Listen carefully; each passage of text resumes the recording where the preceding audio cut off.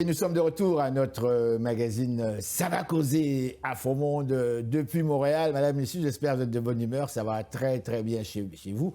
Quant à nous, vous savez, ça nous donne le sourire. Là, on sent à Montréal de plus en plus le soleil qui apparaît parce que quand on vit pendant toute l'année, le mois de janvier, il fait froid comme pas possible. Mais là, quand on sent le soleil qui apparaît, ça vous met de bonne humeur. En fait, ça vous donne envie de chanter et de danser. Aujourd'hui, à l'émission, nous recevons une dame.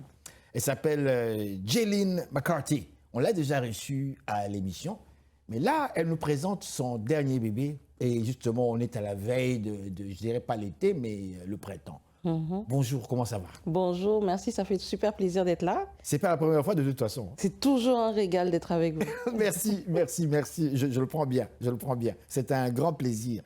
Jaylene McCarthy, je viens lire ici, devenir adulte de tout ce à quoi personne ne vous prépare. La pression, le silence, ces moments où tu as l'impression de te perdre juste en essayant de tout garder sous contrôle. C'est profond, ça. Oui. C'est très profond. Et là, vous réfléchissez, n'est-ce pas? Ou est-ce que vous exprimez tout haut, comment dirais-je, cette réflexion? Mais si on dilue un petit peu votre réflexion, moi j'aime bien diluer les choses parce que je pense qu'on se comprend. La pression, le silence, ces moments où tu as l'impression de te perdre juste en essayant de tout garder sous contrôle. Parce qu'on vit dans un monde actuellement où on te demande d'être tenu, de faire attention à ce que tu dis, il ne faut pas parler trop fort, faut pas déranger l'autre en fait. Et ça, je veux bien, c'est d'accord. Mais on a aussi le droit d'être qui on est. Et qui on est, ça vient avec ses difficultés. Ça vient avec le doute qu'on a par rapport à soi-même. Ça vient avec les factures qu'on a à payer, qu'on n'arrive pas à payer. Ça vient avec les enfants qu'il faut soutenir. Oui. Ça vient avec toute la charge mentale. Et j'ai l'impression que c'est, comme je disais tout à l'heure, c'est des choses qu'on n'est pas très autorisé on n'a pas le droit d'en parler en fait. C'est comme si on cachait, tout allait bien se passer. Ça allait aller mieux si on n'en parlait pas. C'est pas ça qu'on attend de nous quelque part? C'est pas ça ce que la société... C'est ce que la société voudrait qu'on fasse. recherche quelque part? Ouais, mais c'est pour ça peut-être que la société va aussi mal aujourd'hui. C'est pour ça que les gens aujourd'hui n'arrivent pas à évoluer comme ils le voudraient. On se sent pris à la gorge. Il y a certaines personnes qui nous suivent actuellement, et comme vous le savez, moi je me mets toujours dans la peau du téléspectateur, hein. Mais qui se disent, ouais, mais elle chiale, là, elle chiale. Qu'est-ce que vous proposez? Comment vous voyez cette société finalement? Parce que selon vous, votre perception finalement, elle n'est pas bonne nécessairement. C'est-à-dire, selon vous, vous voyez le monde autrement. Vous aimeriez le voir différemment, en fait, c'est ça? Oui, c'est ça. Si dire les choses à voix haute, c'est chialer, alors oui, je suis une chialeuse. Mais moi, je pense que c'est possible en faisant des efforts. Si chacun met une petite pierre à l'édifice, ça va aller mieux. La chanson, là, Être adulte, c'est le ghetto, je l'ai écrite en fait parce que j'ai une adolescente, enfin une jeune adulte qui arrive vers cet âge fatidique, qui ne devrait pas être un âge fatidique finalement. Avoir 18 ans, moi je me rappelle, je voulais avoir 18 ans, je voulais... m'émanciper, je voulais avoir ma voiture, je voulais avoir ma maison, je voulais mon indépendance, sortir avec les copines, faire les choses. Mais ce qu'on ne nous dit pas, c'est que à côté de ça, il y a les factures. Comme je disais tout à l'heure, il y a les responsabilités qui viennent avec ça.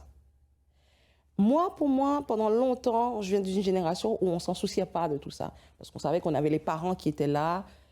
Voilà, on était chaperonnés. Là, j'ai une adolescente qui arrive vers cet âge-là et qui me dit, maman, dès que tu dis 18 ans, tu sens l'angoisse qui est là, en fait. L'angoisse par rapport à... Alors, je voulais justement savoir, mais pourquoi ça te fait cet effet-là? Pourquoi tu te sens comme ça? Eh bien, maman, 18 ans, il y a les responsabilités, il y a les impôts, il faut travailler, il faut faire de l'argent, les loyers sont chers, si tu veux t'émanciper, c'est plus comme avant, comment tu payes ton loyer, même si tu travailles dur, le salaire, il n'est pas en conséquence. Donc, comment tu fais? Et là, je me suis dit, peut-être que c'est à moi de l'aider à relativiser les choses, à se rendre compte que oui, il y a des difficultés qui viennent avec ça, mais c'est une phase. Ça va aller. Mais moi, j'avais une question ici. Il y en a qui diraient, mais il n'est pas évolué. C'est vrai, je ne suis pas évolué dans plein de choses. Je suis encore resté un petit peu africain, conservateur. Mais ma question ici, elle est la suivante. À 18 ans, comment est-ce que ce jeune homme-là ou cette fille-là peut déjà penser à son loyer, à aller travailler, à tout ça? Alors que moi, comme on dit, le monde a changé. Hein? Moi, on m'a élevé, à 18 ans, j'étais encore un enfant quelque part. Et l'on me disait, tu étudies, hein? Tu étudies et tu vas lire et tu réfléchis. Tu étudies. C'était cette phrase-là que j'entendais. On ne me parlait pas de tu vas aller travailler là. On ne me parlait pas de ça. Non, non. On est Tu d'accord. travailleras après. On est d'accord. Va d'abord chercher la formation qu'il faut. Tu l'acquiers comme il faut et là, tu vas être à l'aise. Ça, c'était mon père qui parlait ainsi. Oui, c'était comme ça. Ouais. Et toute la famille, tout le monde, je suis pratiquement le seul qui ait travaillé pendant mes études. Parce que tout le monde, c'était comme ça. Alors, quand j'entends un jeune de 18 ans, qui, je pense, peut-être est encore au niveau du cégep, voilà, qui est encore au niveau du Tout cégep. à fait. Et le cégep, qui est, comment dirais-je, une partie presque intermédiaire, où l'on te donne les connaissances académiques au niveau secondaire, où tu as toutes les matières, le français, la géographie et autres. Mais quand tu arrives au niveau du cégep, on te donne un surplus aussi. Ceux qui font la partie générale, il y a un surplus. Vous avez des cours de carrément philosophie qui vous font carrément réfléchir, vous avez des cours carrément d'économie, vous avez d'autres formes qui vous préparent Tout à fait. à votre formation pour aller à l'université. Donc quelqu'un qui a fait son fameux cégep correctement, quand il arrive à l'université, il n'a pas de problème pour rédiger des travaux parce qu'il connaît déjà la mécanique. C'est une préparation. Ouais. C'est ça. Donc on part du fait qu'il est adulte, oui, mais il C'est encore un enfant. Il a encore un enfant. Alors, mais qu'est-ce que vous lui dites, vous, comme maman? Alors justement, moi, ça m'a surpris, justement, parce que moi, je suis de la même génération qui pense comme vous. Et moi, ça m'a fait un choc qu'elle dise ça. Et du coup, j'ai voulu aller voir plus loin. Et là, elle m'a dit, mais oui, maman, mais les copines, elles travaillent. Les copains et les copines, ils travaillent tous. Je dis, mais oui, mais 18 ans... C'est l'Amérique du Nord. Hein? Ouais. Oh là là. Ça, parce qu'elle a grandi en France. Oui. Et arrivé ici, tu te rends compte, les copains, oui, ils vont à l'école, mais à partir de 14-16 ans... Oui, en France, c'était pas comme ça? Non. Non, pas du tout? Ben non, enfin... C'était comment? Les jeunes de 18 ans, je parle carrément de 18 ans. Bon, 18 ans, oui, il y en a qui travaillent. On va pas se mentir. Il y en a qui travaillent. Mais c'est pas la majorité. Mais c'est pas la majorité. Il y en a beaucoup que c'est les parents qui subviennent à leurs besoins. Bien sûr, oui. Mais arrivée ici, elle a tout de suite vu que c'est pas la même chose. C'est la société capitaliste. Ouais, voilà. Et même si nous, parents, on veut leur apporter le maximum, on veut leur donner le maximum, quand elle se rend compte que les copains, eux, ils font les choses par eux-mêmes, eh ben quelque part, elle a envie de faire pareil. Bien sûr. Elle vit une autre réalité qui n'est pas du tout la réalité. Voilà, elle vit une autre réalité qui est bien aussi, parce que du coup, ça la responsabilise. Oui. Mais cette responsabilité-là, en fait, vient avec son lot de doutes, son lot d'angoisse, et c'est là que ça vient, en fait. Mais en fait, finalement, ce que moi je saisis, c'est que c'est l'accumulation des biens matériels. Oui. Donc, quelque part, on parle d'appartement, elle va arriver dans un appartement, donc qui dit l'appartement, qui dit liberté, aussi, quelque part, elle peut être libre tout en restant chez vous, mais en organisant ces choses quand même de façon tout à fait normale. Mais ici, c'est plutôt l'idée de liberté, avoir son chez-soi, déjà. Ce que j'appelle de façon prématurée. Avoir déjà son permis de conduire, être en mesure, ça exprime, chez l'homme, ça exprime la masculinité avec la barbe qui va avec. Voilà. Alors qu'on n'a pas besoin de tout ça, on peut être soi-même quand même. Il y a cette part-là, et puis il y a aussi le côté aussi où elle me dit, oui, mais maman, avoir 18 ans, c'est que je n'ai plus l'excuse que j'aurais pu avoir de l'insouciance. Wow. Là, je passe du degré de l'enfance à l'âge adulte.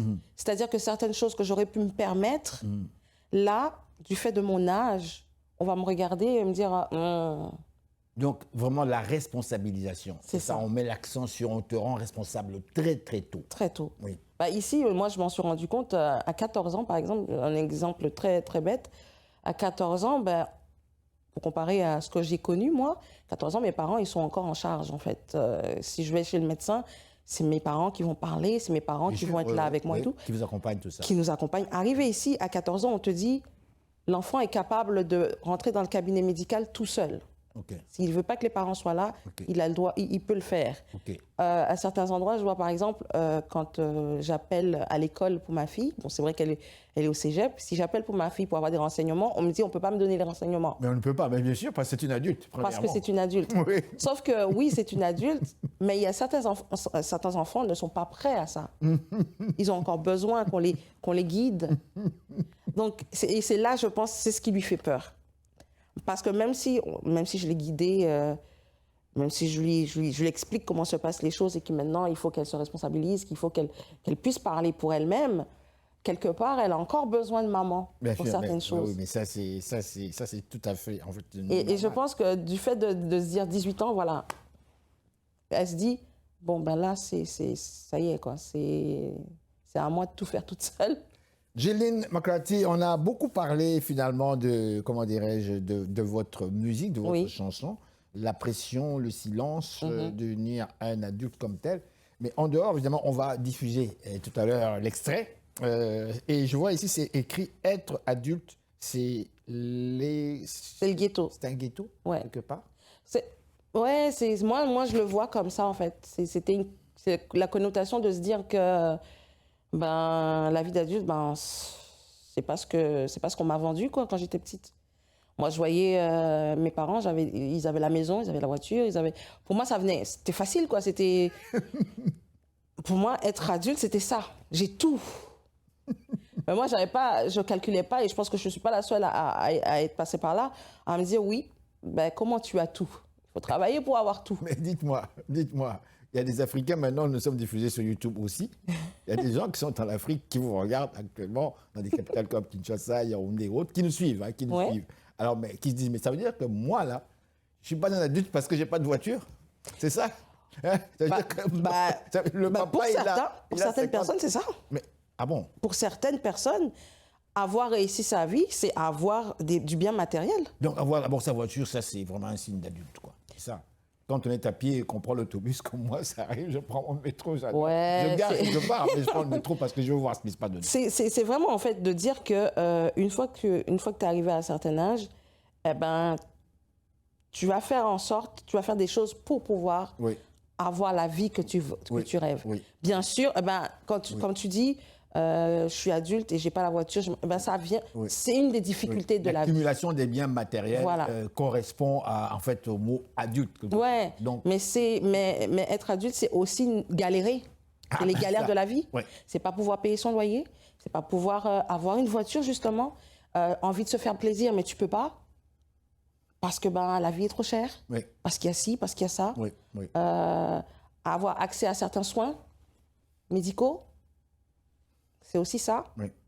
Vouloir voyager. Ne serait-ce qu'aller voir ta famille, elle est au pays, tu veux aller la voir, eh ben, tu peux pas parce que les billets d'avion sont beaucoup trop chers. Ça coûte cher, ça coûte très très cher.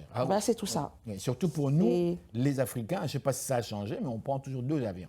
Tu passes par l'Europe toujours parce qu'il n'y a pas des vols. Il y a certains pays, comme le Maroc, ils ont une ligne directe Montréal, Casablanca, donc ça se fait. Mais pour la plupart des pays d'Afrique, tu te démerdes. Hein. Tu passes soit par l'Europe et là, tu vas transiter, tu attends pendant 5 heures ou quoi. Après ça, tu prends l'avion vers l'Afrique. C'est 7 heures aussi. Donc c'est 14 heures généralement entre Montréal et la plupart des capitales d'Afrique. Et ça coûte cher. C'est terrible. Je prends mon exemple, par exemple. Ça fait...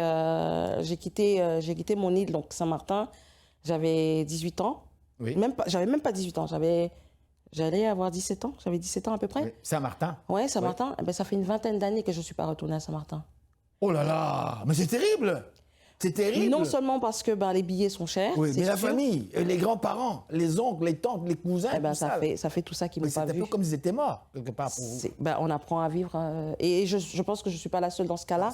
Parce qu'il y a certaines personnes, pour pouvoir revoir leur famille, ils s'endettent. Moi, j'aurais pu y aller.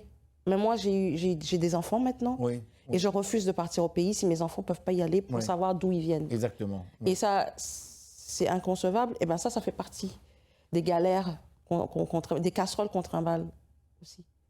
C'est tout ça. Ma chanson, c'est ça. C'est oui, l'âge adulte, c'est beau, on l'idéalise. Il y a des biens, mais il y a aussi le mauvais côté dont on ne parle pas. Donc, c'est ça. Je vais revenir rapido, il nous reste très très peu de temps à votre carrière ici, à Montréal. Je ne vous ai pas posé cette question, même si vous étiez déjà venu ici à l'émission Qui êtes-vous pour notre public. Qui êtes-vous en fait? Bah, je m'appelle Jeline McCarthy, je viens de l'île de Saint-Martin, j'ai 43 ans bientôt. Je suis une heureuse maman de 3 enfants, 2 jeunes adultes et un jeune adolescent. Je suis auteure, compositrice et chanteuse. Je suis animatrice radio Aussi? aussi. Oui. Je fais du théâtre, de la comédie musicale. Waouh! Et ouais, j'essaye de rester... Animatrice radio, et de quoi parlez-vous dans vos... Eh ben justement, j'ai créé une émission radio qui justement a pour but de faire découvrir les artistes de la scène émergente. J'aime pas ce mot émergent parce que bien souvent, ce sont des artistes qui ont une carrière derrière eux, Oui. qui ont juste pas la possibilité d'être visibles. Et donc nous, notre rôle, ça sert à ça en fait, c'est de leur donner ce soutien, leur permettre d'être sur une radio FM et de parler de leur musique, mais également de l'être humain derrière l'artiste. Voilà. Jeline McCarthy. Oui. Saint-Martin, c'est anglophone? Une ancienne colonie Alors, britannique? c'est les deux. Alors, on va dire que c'est hollandais et français. Donc, c'est bon. franco-hollandais. Hollandais. On a une frontière terrestre, invisible. Et notre langue, bien sûr, c'est le français, mais on parle plutôt l'anglais sur l'île. Et comment ça? Pourtant, les Hollandais parlent... Parce que... Ils parlent le hollandais, ils parlent... Ouais, qui ressemblent aux flamands, quelque part. C'est ça. Oui. Mais la langue universelle, en fait, sur l'île, c'est l'anglais, parce que l'anglais, on va se comprendre, quoi. Oui, une façon de se comprendre. Donc, Voilà. d'où vous aussi le nom de Jeline McCarthy. C'est ça. Ouais. Mais ma chère, je dois vous dire merci. Merci infiniment. Merci de m'avoir reçu. Merci. Comme toujours, le mot de la fin, je vous laisse. Qu'est-ce qu'on doit retenir sur vous de cette interview? Sur moi, on doit retenir que d'aller justement écouter ma chanson, Oui. Être adulte, c'est le ghetto. Oui. Il y a d'autres chansons également de mon répertoire que vous allez découvrir. De rester connecté parce que j'arrive à la fin d'année, vers l'automne, avec un EP autobiographique, donc avec des chansons qui retracent un petit peu mon vécu en tant qu'artiste et en tant qu'enfant de la Caraïbe. Oui, oui. Et puis, me retrouver également tous les lundis sur... Est-ce que je peux le dire? Bien sûr, allez-y. Sur ckvl.ca ou sur ckvl 100.1 FM dans l'émission... Vous êtes donc à Verdun? À la salle. À la salle. À la salle, Okay. dans l'émission Vibes International. Alors, merci. Donc, on rappelle le titre de votre chanson. Être adulte, c'est le ghetto. Être adulte, c'est le ghetto. Jeline McCarthy. Merci, Voilà. ma chère. Merci beaucoup. Quand j'étais petite, je regardais les grands. Je croyais que la vie c'était le paradis, tout était brillant. Indépendance, voiture, maison, des trucs de rêve. Mais personne m'avait dit que la réalité c'est la trêve. Les factures qui s'empilent, le frigo à remplir. Le patron qui me parle mal, mais faut pas réagir. Le week-end qui se fait court, les journées qui se ressemblent. Et les rêves qu'on enterre dans un coin, on les rassemble. Être adulte, c'est ghetto, on nous a bien eu. On croyait que ça brillait, que la vie serait un feu. Mais les dettes nous talonnent